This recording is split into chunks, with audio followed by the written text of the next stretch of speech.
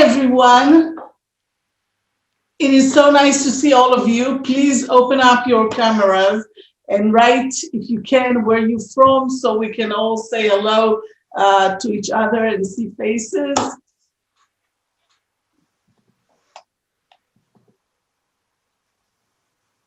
Thank you. Well, my name is Naama Shpeder, and I am the director of the Division of Graduate Studies at the Hebrew University of Jerusalem, the Rothberg International School. I'm happy to open the virtual open day in the MA Archaeology in the Land of the Bible, which takes place in Jerusalem, Israel, the land of the Bible. I hope to meet each one of you next year and welcome you in Jerusalem. Let me tell you a little bit what we're going to have in the open day. We'll introduce you to all the people, the head of the Archaeology Institute of the Hebrew University, the head of the academic head of the program, a student that study here in our program, the admission coordinator. All of us here will try to convince you as best as we can to come and join us in Jerusalem. So now I would like to introduce you to, let's see by the head, the Israeli Indiana Jones, the first Israeli leading archaeology, Professor Yossi Garfinkel, whom we are proud to have on our faculty. Professor Garfinkel, please, the floor is yours. Hello, everybody. I'm very happy to be here today with so many people interested in what we are doing. I'm the head of the Institute of Archaeology. This is the oldest institute of archaeology in Israel and the oldest university in Israel.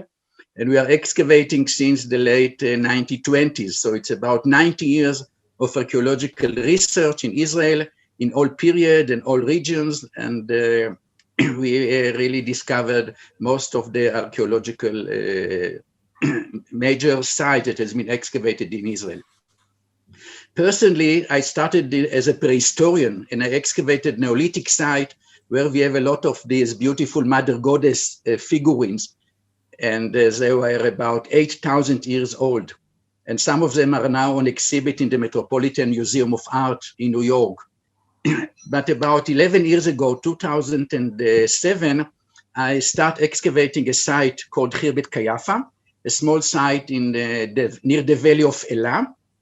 And this was really a huge discovery. But in order to understand it, why it's so important, you should know that there is a horrible debate in archaeology about the historicity of the biblical text. Okay, King David, historical figure or mythological figure? Solomon, did Solomon build a temple in Jerusalem? And so on and so forth. Many people argue that these are all fairy tales and the Bible was written only by the Hashmonean and there is no historical data at all in the biblical tradition. And what's happened in our excavation in Khirbet Kayafa, that we discovered a city from the time of King David. And this was the first time that we have a level in the archaeology of Israel that was dated exactly to 1000 BC, the time of King David. And the Valley of Elah is exactly the location where David and Goliath met each other. So it was an unbelievable combination of history and biblical tradition and mythological tradition. Everything came together and the whole world became crazy. We have a full page in the New York Times. National Geographic wrote about it. CNN, BBC, everybody in the world kept on writing about our discoveries at Khirbet Kayafa. And people ask me, who do such wonderful PR for you? And I said, King David. You know, when you have King David, you don't need PR relations. But today, I want to give you a short academic presentation, and I decided to take something from the Canaanite era. So this is 200 years before David. It's about one object, but one object will demonstrate to you how archaeologists are working. So let's see if I'm able to, yeah, I think it's working, the PowerPoint. Good. So this is the site of Lachish. Lachish was a very important Canaanite site and later also the major city of the Kingdom of Judah in the lowland. Like today we have Jerusalem and Tel Aviv. So in antiquity you have Jerusalem and Lachish. Okay, so Lachish is like Tel Aviv. And here we discover this object. You can see it here how it was found. Just like this, we excavate the sediment here with a trowel like this. Okay, Marshalltown. And we discover this object. A mysterious metal object was found. What is it? So now you can see after cleaning, it's not just a metal object. You can see some incisions on it. And you can see 2 photographs of each side. And here is a technical drawing that show you there is even some pattern which was incised on it, some circle and diagonal lines and even dots. 73 dots are were put on this object. By the way, we don't understand this pattern. If anybody of you has an idea what is it, we can write a scientific article about it. So we have this object, and the question is now how to decipher it. What is meaning, function, and so on. And what are the tools that we have, scientific tools? We have 2 things. We have contextual analysis and iconographic analysis. The context, it means where it was found, and iconography, if we have something that depicting object like this, and then together we can put all these things and create the real picture. So where it was found, I didn't show you, but here you see here a Canaanite temple. It was found inside a Canaanite temple. The temple has 2 towers in front and 2 pillars before the entrance, like the 2 pillars in the Temple of Solomon. And when you enter into the temple, this was found in the far edge. The far edge is the Holy of Holies of the temple. Okay, so this object was found in the Holy of Holies of a temple. Here it is. You can see the line, people entering or looking through the window, and far at the far edge, opposite the door, this is the location where the object was found.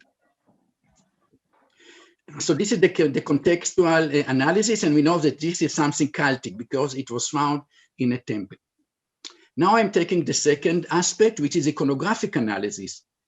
And here it was lucky that I remember that in Canaanite temple in Megiddo, this statue was found. Today it is on exhibit in the Oriental Institute at the University of Chicago. If you're living in Chicago or nearby, you can go to the Institute of Archaeology. They have a beautiful museum, and in one of the galleries, you can see this object. The Oriental Institute excavated at Megiddo in the 1920s and 1930s during the Mandat period in Israel when the British ruled here, and they have this large excavation, and some of the nice objects that they uncovered were taken to Chicago. So what do we have here? This is a small it's a statue, a small statue. So we're calling it figurine. It's a seated god, and it's 27 centimeter tall, and you see an elongated head, a head or something, and look what he is holding in his left hand, an object which is exactly like our object. Here's a close-up, and in all the publications, there was only a photograph of the sitting god attract all the attention, and nobody cared about the object he's holding in his hand. But I have deep interest in it. Oh, I don't know how to reverse.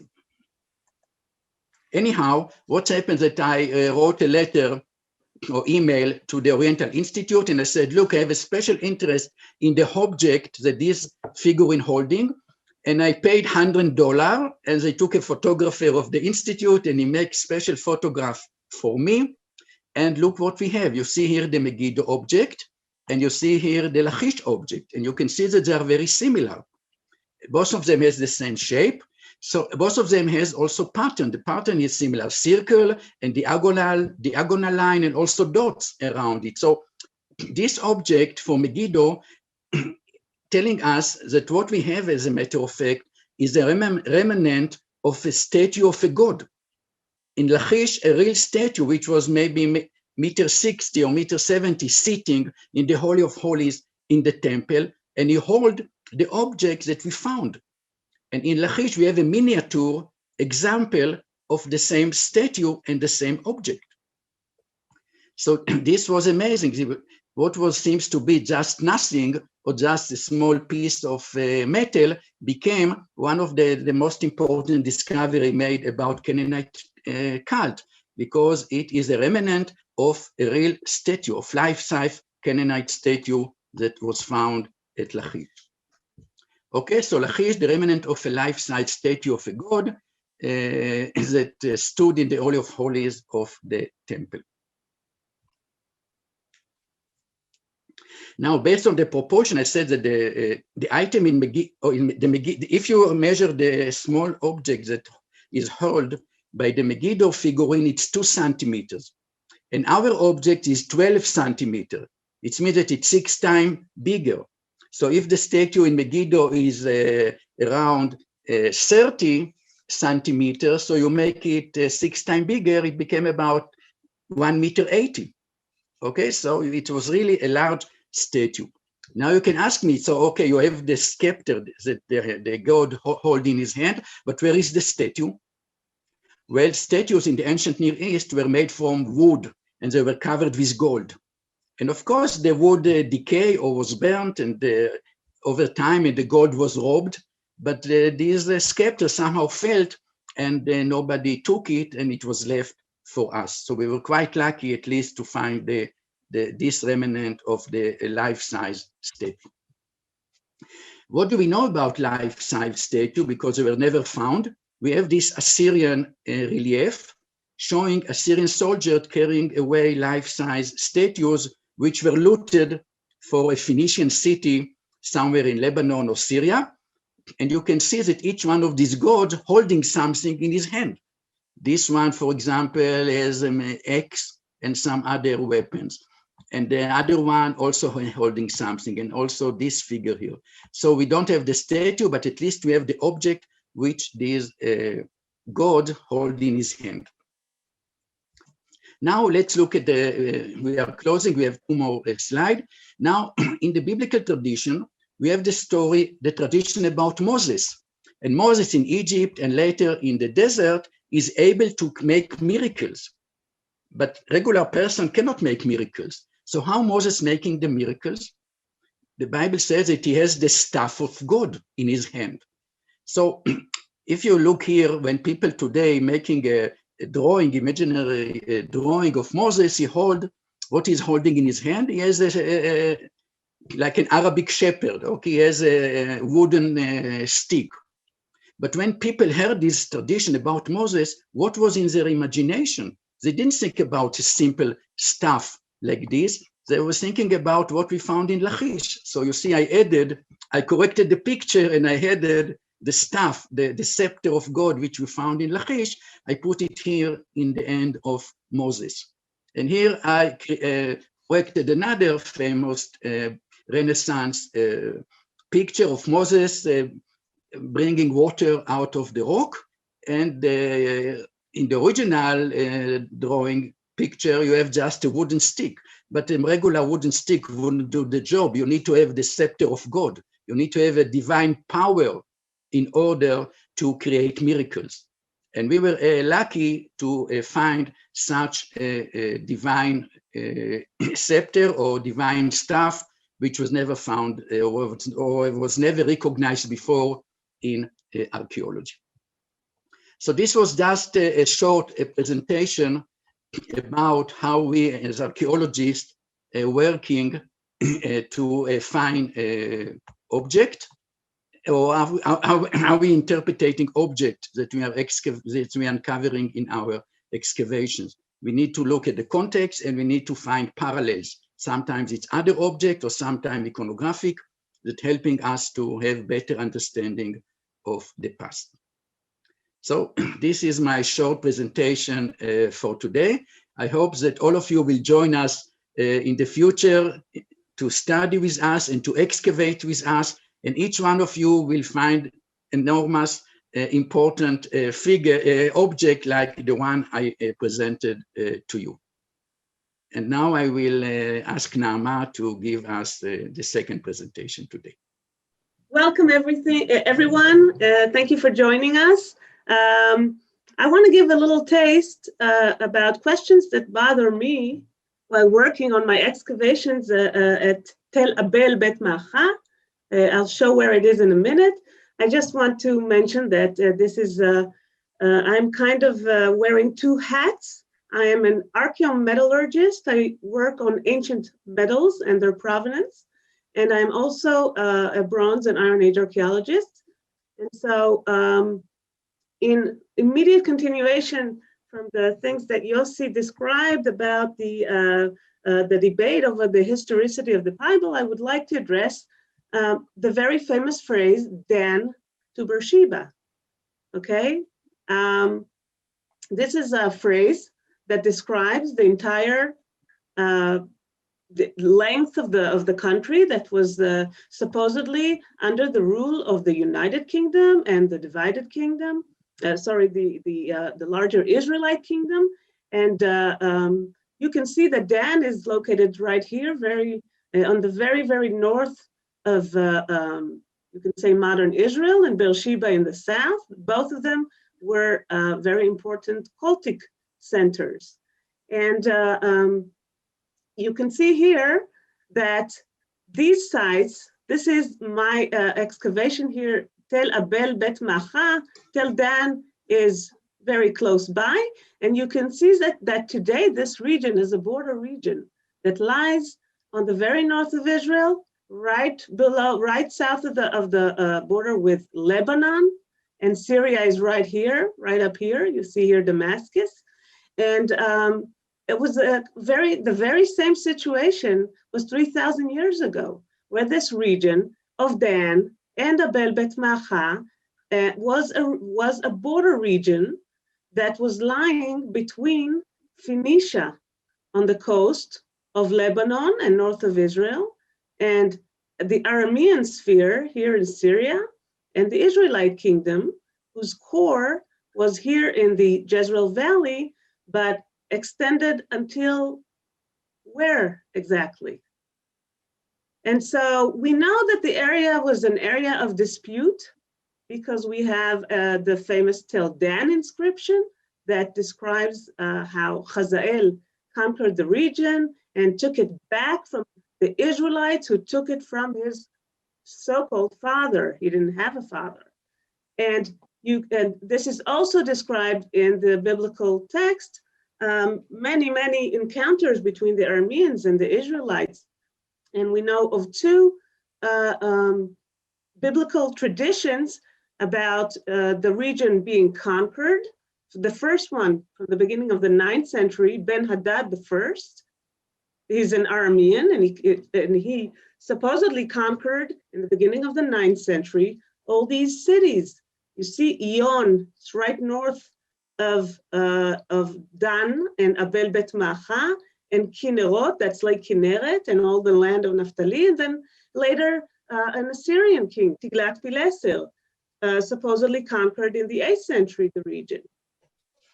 And so this has major implications on the question of the extent of the Israelite kingdom, because as Yossi described, the attitude towards the biblical text is kind of a spectrum. Some people are, on one side of the spectrum, taking the Bible as is, literally word by word, every story is historical. And then there are the people who are really on the very other end, and they say that these stories were written years, like centuries after the actual events, and they do not describe history at all. And this is an example can be given on the extent of the Israelite kingdom. According to Israel Finkelstein of Tel Aviv University, the Israelite kingdom, you can see here, never extended at the time of the so-called United Monarchy to include all these northern sites.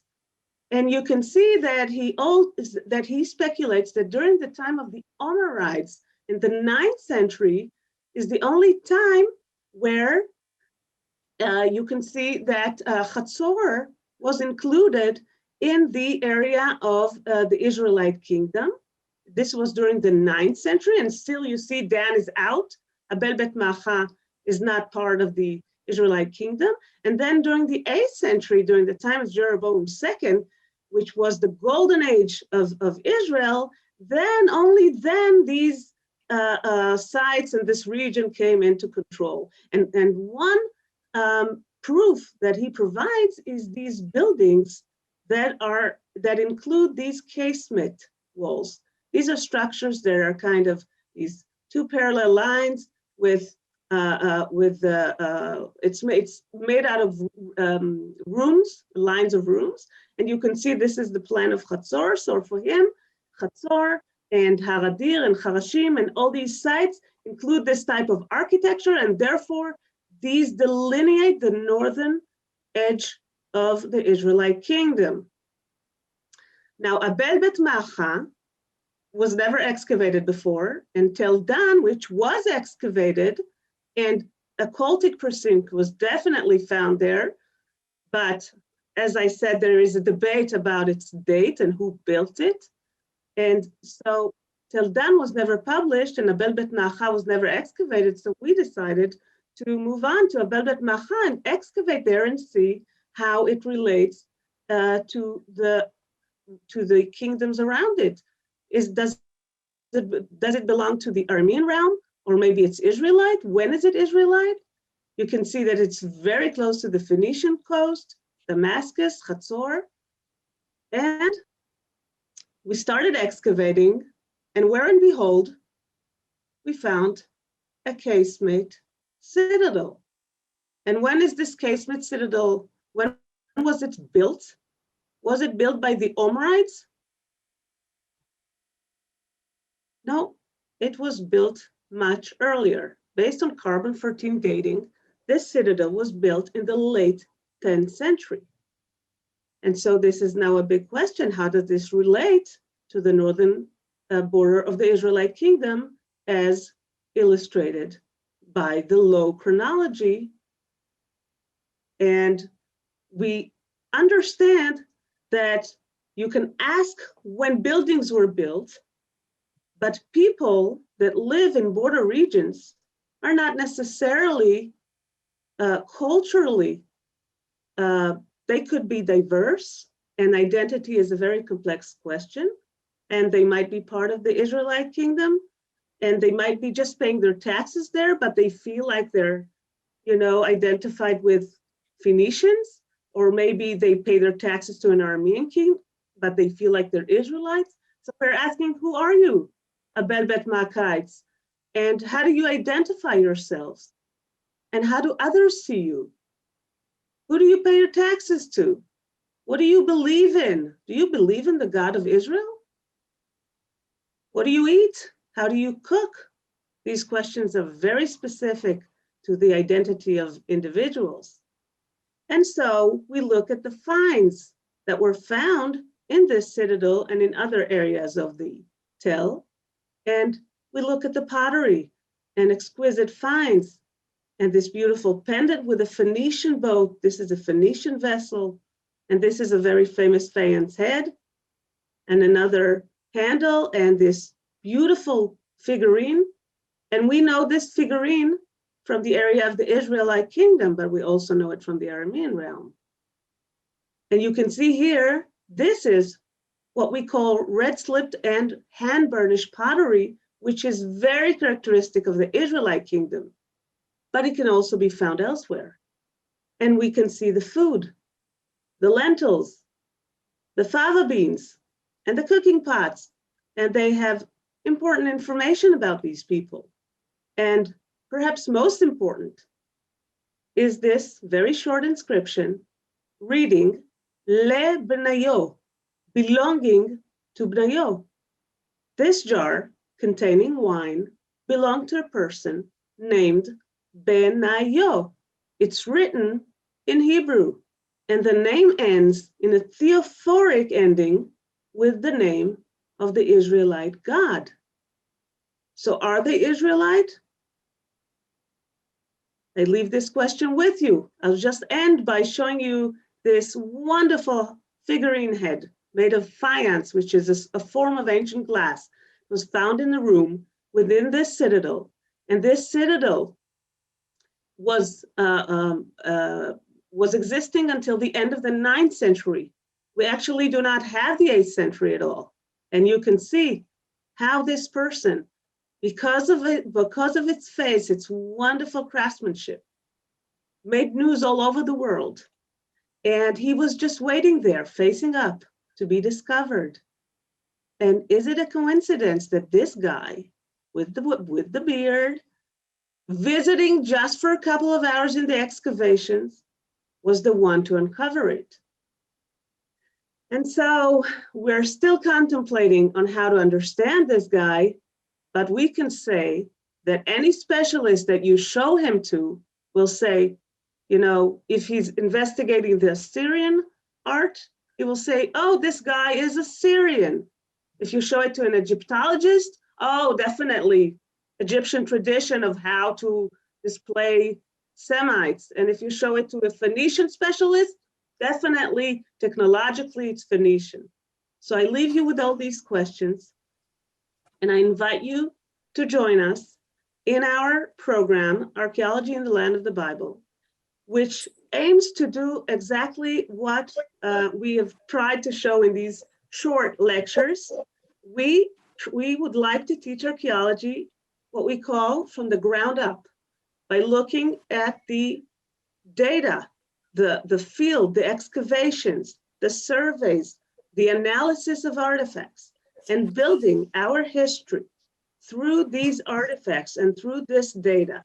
And only then looking back at biblical and extra-biblical texts and showing how these can all come together to describe an ancient period in the land of Israel. So in order to do that, we invite you to come and be involved in one of two tracks. One, an unresearched track, which extends over 2 semesters and an excavation season. And it's a very intensive course, we know. It's a 40 credit program, and you will be doing a lot of reading and a lot of hands-on activity. And you might choose to be with us for 2 years for the research track, where you will be studying a little less credit points, but will be engaging in your own research work. And the courses that we plan to teach, they are basically beginning in the Bronze Age in the early cities. And our first course, the first course that you will be studying will be about the Bronze Age Canaanite city-states. What is the Canaanite culture? How did these cities evolve? What is the geopolitical situation, the relationships with Egypt, with Mesopotamia? This will be a first course. Another course will be taught. I teach this course, Bronze Age Canaanite city-states. Professor Yossi Garfinkel teaches Iron Age kingdoms, which is everything to do with the Israelite, the Judean kingdom, Moab, Aram, Edom, etc. You will get all the necessary background that you need in order to be able to understand the history of these periods, the archaeology and history of these periods. We have Dr. Matthew Sasnow, who will teach a seminar on Canaanite cult, on temples and cultic practices, using texts and archaeology together, ancient Near Eastern texts and the Bible. Archaeological sciences will be taught in the different laboratories of the Institute. In our Institute, we have several laboratories. Some of them deal with material science, others with 3D scanning. We have a conservation laboratory, and we ask you to visit each and every one of these laboratories and then choose one for a personal project. Dr. Nava Panitz-Cohen is a specialist of ancient pottery, and she will be using the collections, the pottery collections that are unique in the entire country, which contain collections of each and every period that we engage with, and she will be teaching hands-on and theoretically the ancient pottery of Israel. And we have another course, that I will be giving, which will be held together with the Israeli students. And it will deal with the complexity of the Mediterranean trade. With the second millennium brought with it, of course, second millennium BC brought with it the beginning of writing and extensive seafaring. And this seafaring opened up the Near East to the entire Mediterranean region. And so I will be discussing this type of commerce together with you guys to reconstruct these very diverse trade networks. Doron Ben-Ami, Dr. Doron Ben-Ami is an archaeologist of the Israel Antiquities Authority. He will be teaching a course in the topics of the archaeology of Jerusalem together with tours. It's, we are walking distance from the old city and from the major archaeological sites there. And we will have several ancient languages that you will be able to take, including Middle Egyptian hieroglyphs and Sumerian. And these are only part of the courses that we intend to teach next year. Some of the credit points will go towards excavation, which will include preparing for the excavation, learning field methods, and then submitting a field report. And we, of course, will guide you through it. And this will be considered for 4 credit points. And throughout the year, excursions will be held on Thursdays. We will clear this day from studies, and you will be out there going to visit archaeological sites and museums, and of course, studying towards these excursions and summing up what you have learned. And these also will be included in the credit program. And so, as I said, a lot of hands-on, a lot of outside activities, excavations, surveys, study collections, analytical laboratories, internships. We have, for each excavation, we have a wide team, an excavation team. And I'm hoping that at least some of you can get involved in the work of those teams. And I also invite you to visit our very special library, which is a unique library, very ancient here in the Institute of Archaeology, which will be open for you to study in. And now I would like to invite our very own Daniel Finn, who is the student that started this year to take this program. Daniel, can you tell us a little bit about how things are for you here in Jerusalem? Yeah, absolutely. Thanks, Nama. Hi, everyone. I am Danny, and unfortunately, I don't have a presentation for you, but I have the next best thing, and that's my own story. So if you'll bear with me. So currently, I've just completed my first semester here at the university in Jerusalem, and I'm on the research track. I'm working with Na'amah, and my interest is in the late Bronze Age and applying archaeometric techniques to look at the movements of goods and to look at some of the dynamics of these. My story begins in somewhat of a distant place, and it's actually where the Marshalltown Trowel was created in Iowa. And I grew up there. I went to school at Drake University, if any of you are from the Midwest. If not, it's okay. And I majored in economics. And after I graduated, I came to Israel. I have Jewish roots, and I wanted to spend some time in Israel. And I was fortunate enough to work at a venture capital fund here and also consult with some startups. I returned to the US and I worked at a bank in New York City. And after a period of time, I really felt as if I wanted to do something else. I wanted a different direction. And that's where I turned to a kind of a more familiar place.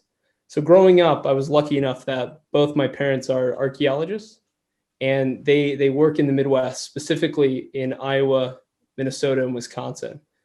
And when I left New York, my mom needed help with some statistics research on some radiocarbon dates, some dating work that they were doing. And I felt the bug, I got bitten. And after working with for some time in Iowa, conducting archaeological surveys, digging, writing up reports, I decided I wanted to pursue the career in grad school. And when I made that decision, I really turned back to my time in Israel, and I had felt a connection there, and I wanted to return there. It was lucky. I reached out to Naama, and we had a connection. I was very interested in the work she was doing, and she graciously let me come to the university. We'll see if that works out. I hope it will. And really, my time thus far, I'm going to kind of summarize that in 3 points. So first, I want to say it's been truly amazing professionally to be here in Jerusalem and to have access to the materials here, to be studying here in places that you connect with.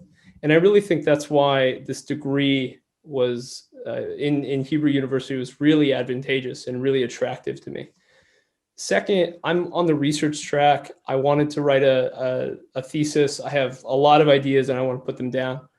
And the program was very flexible, and it was very encouraging for those who wanted to take that extra step and to contribute their own research and dive into something. Every professor I've had has been encouraging about that, and it's been wonderful. And lastly, on the personal side of Jerusalem, it really is another world to live here, coming from the States, having spent time in Europe. It is Yerushalayim. It is the only place in the world like it. It is a mixing pot of cultures, technologies, ideas. And to live here and be a student here, especially on Mount Scopus, it's been truly wonderful.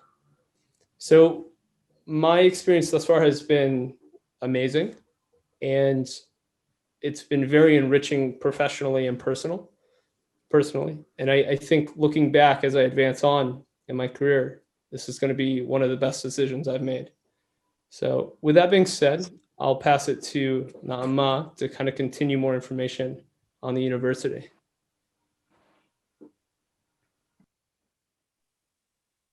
So I think it's Amy now. Yeah. It's the other Naama. Right. So I just want to call Miss Amy Sarusi. She is the admission coordinator of this program. Amy, the floor is yours. Hi, everyone. So thank you again for joining. So I'm going to do a screen share. I'm going to do a very brief presentation about the administrative side of the program and the admissions process, and then we're going to go into some questions and answers. So just some general information. So we've already heard that the program is, you have the different length options based on whether you're doing a research track or not. The tuition for the regular program is $10,550. Okay, and that in addition to that, there's $1,570, which is a mandatory sum for excavations and field trips. It includes the cost of staying over and everything that will need to be covered during that time. We have a number of scholarships based on both merit and need-based. I think my email is going to be posted in the chat. I'll post it in a minute, and you guys are all welcome to be in touch with me directly for more information about the scholarships.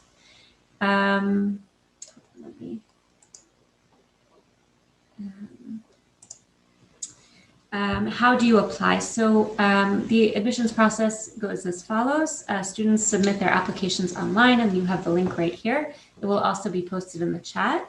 And in addition to the application form itself, there are a number of documents that we need as well. So students, what are the admissions requirements? Students need to have a bachelor's degree from an accredited university with a minimum GPA of 3.2. That's on the US scale out of 4. It's roughly equivalent to a B or around an 82 out of 100. And we ask that in addition to your application form, students need to submit transcripts from and possibly diplomas from your universities, be in touch with me. If you're not sure if your degree is accredited or not, if you're not sure if your GPA meets our requirements, you're all welcome to send me a personal email, and I'd be happy to evaluate your transcripts one by one. We also need a CV and a statement of purpose. This is how you can introduce yourself to us. We can get an idea of what you've done and what you're interested in.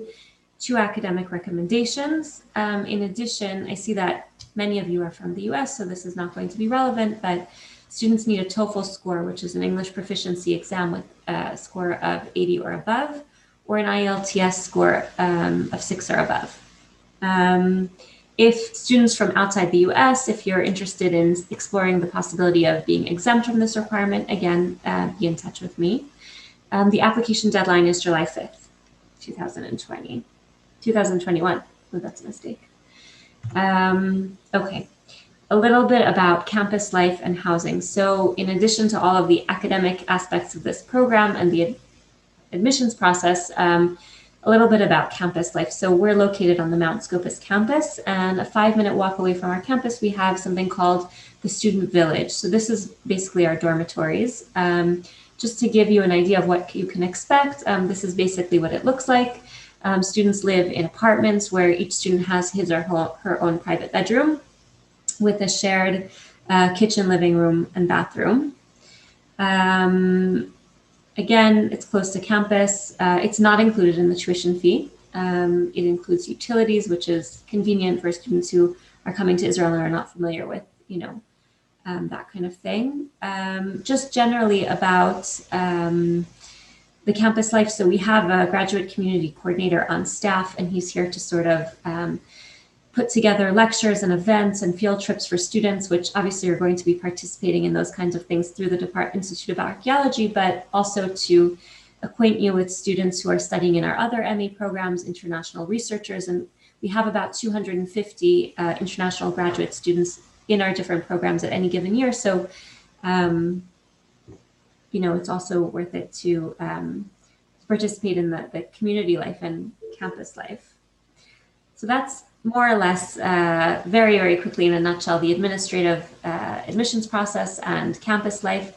We're now going to go into questions and answers. So I think that the way we'll do it is I'm going to look through, you guys are all welcome to post your questions in the chat. And then I'm happy to go through one by one to answer any questions you have. If it's a question for me about the administrative aspect, or to Dr. Yalom or Professor Garfinkel, to Danny Finn. Amy, Lena had a question. Sure. Okay. She was wondering if there's a lot of interaction with the Institute of Archaeology, or is it just for the Rothberg School?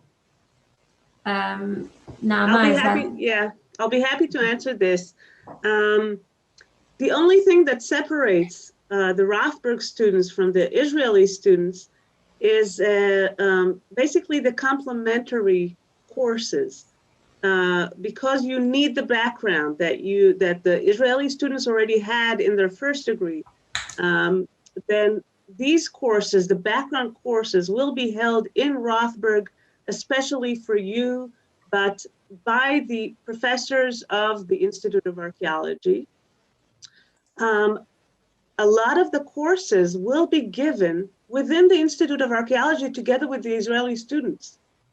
Some of these courses will be given in English, and our students will have to deal with it, and they would love to do it because they would love to encounter with you people. It will be great.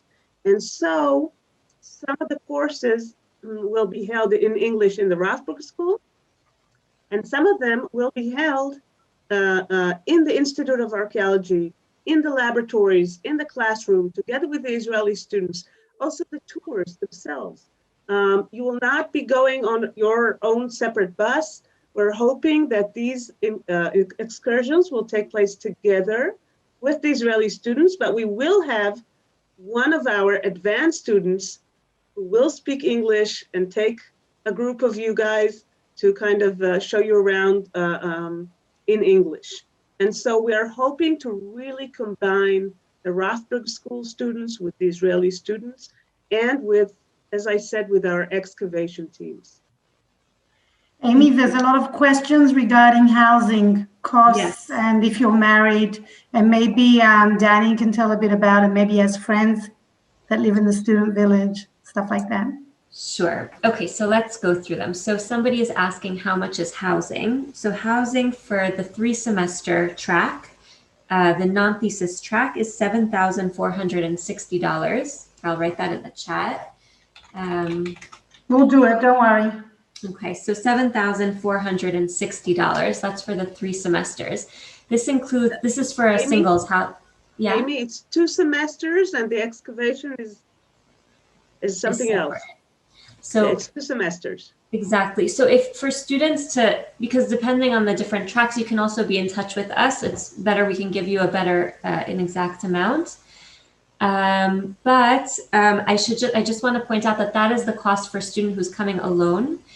Students who are asking to be in married housing, I see somebody is asking, that's a little bit different. So that I recommend that you be in touch with me independently, and I will let you know.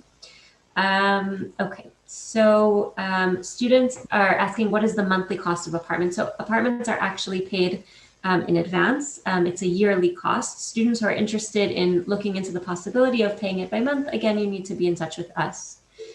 Danny, can you tell us a bit about the students living in the student village, who you've met, diversity? Yeah, I mean, people are great. They're from all over, a lot of Americans, individuals from Europe and South America, Eastern Asia. And it's been there's people who have Israelis who have just gotten out of the army to people in kind of their later 20s, even 30s. There is options on the Kafar student team, the student village, for different versions of the apartment. So there's a lot of flexibility in the arrangement, and the people are great from my experience. Okay, great. Thank you. So we'll do one more question about housing, and then students are asking other questions. Here I see Naama, Dr. Yalom, I think this is for you. Somebody is asking, what will be the prospects after completing this MA? Can we work in IAA as an Indian citizen? Do you want to answer that? And also there are questions about alumni and work. In which fields could they find work? IAA meaning the Israel Antiquities Authority? Is that the question? So. I think that's okay. The question. The Israel Antiquities Authority requires certain courses that are professional courses. So some of the courses that you're taking, such as ancient pottery and languages, they go towards the requirements of the Israel Antiquities Authority, but some of the courses do not. So this is something to ask me in private, and I can explain exactly what you need to do in order to be able to later practice archaeology in Israel. Thank you. Somebody is asking students, hold on, I'm looking through the chat. There's a question here, if someone is more senior, can they just audit the courses without seeking a degree? At the Rothberg International School, we have we have 3 frameworks. One is to join the full MA program, and then, to do all of the courses and to meet all of the requirements of the program, even though you're not looking to continue it on the field. We also have a graduate non-degree program, which is for students who are interested in just taking, it could be 1 or 2 courses, and it could be a full course load, but it gives them flexibility and they're not constrained to meet any degree requirements. But that doesn't give you the option to audit in the traditional sense of just coming in without going through the formal admissions process. Students who are not looking to go through the formal admissions process there's a different place called Machon Magid on campus, and these students can register that way. I suggest being in touch with me by email, and I'll give you more information of that. We will put on the chat the website of Machon Magid. Great. Okay. Okay, so what else are students asking? Students are asking Naama to understand a little bit more about modern Hebrew. Is there the option of taking courses in modern Hebrew for whoever has a high enough proficiency level, and what the modern Hebrew requirements of the program are? So the program is in English. It's not in Hebrew. If you know Hebrew and understand Hebrew, you're able to take a course in Hebrew, then definitely yes, you will be able to take other courses that are given in the Institute of Archaeology. Yes. Okay, somebody is asking, what is the impact of COVID? Okay. In the world? So we were waiting for this question. So right now, this year, unfortunately, the studies were held online, but we're fully hoping Israel is well on its way to being vaccinated. I think it's over 60% of the population have had their first vaccine. The goal is for most of the population to be vaccinated by October, and we're hoping to hold studies on campus. Today, the president sent out an email to all students that on the 4th of April, and here Lee and Elad are nodding their heads, and Danny too. 4th of April, all students are back on campus in Israel. Yes. Okay. So obviously, there are certain administrative things that, we need to be doing now that there is COVID, certain things having to do with visas, but that's information that we walk you through when students are accepted to the program. But yes, our goal is to have classes on campus and to, as much as possible, have a regular program. Dr. Yalom, somebody is asking, is this MA designed for people who have not studied archaeology before? What kind of a relevant background in the field do students need to have in order to be eligible for acceptance? Okay, so we will prefer if we are being approached by many students, we will prefer those with a background in Near Eastern archaeology or some kind of archaeology. But we are giving the information that is needed for someone who is not knowledgeable in archaeology. We have a course given by one of our lecturers that is called Archaeological Method and Theory, and it gives the basic information on archaeology, stratigraphy, excavation, field methods, etc. And so we're hoping that students without background, with proper reading, will be able to join us on the program. There also is a question, what does a typical week look like, the workload? And I just wanted to mention that also international students were vaccinated and we took really good care of them. I forgot to say that before. The only thing that I can say now, and I will be able to send a schedule sometime soon, is that Thursdays are reserved for field trips. We're not going to have a field trip every week. It also rains. But we will have several field trips throughout the year. So Thursdays are free unless there is a field trip. And otherwise, we will try to concentrate the courses from Monday to Wednesday, but I can't promise that Sundays will be left empty. In Israel, Sunday is just a regular day. So we'll have to see about that. But of course, I encourage everyone to use the weekends to travel around, definitely. Somebody is asking here, is there an age limit on the student housing? Are older students able to live in student housing? Absolutely, the answer is yes. If you're coming alone, then you'll be in the apartments that I showed you before in the presentation. And if you're coming with family, then we have family housing. Naama, a couple more questions for you. So somebody is asking, how competitive is the admissions, and is there a PhD program? So it looks like a lot of students are, and then I'll tack on one more question to that. Somebody who's asking if they already have an MA and a PhD in a similar field, in this case, biblical studies, would that be considered a relevant background for archaeology? Definitely. What was the first question? PhD program. Yeah. We are not inclined into accepting people directly into PhD programs, although we will consider individual requests. But we are hoping that after taking our graduate, our 2-year research track, then some of you would definitely will want to continue, and we will be happy to see people go through the PhD program. Okay, great. And one more, students are asking about the competitiveness of admissions. So, you know, in my presentation, I mentioned that students need to have roughly an 82 average out of 100 and academic recommendations, and they need to meet certain things in order to be eligible to apply. But once students meet those criteria, how competitive at that point will be the admissions? How competitive? I don't know. We'll have to wait and see. I'm hoping to accept, you know, as many as we can.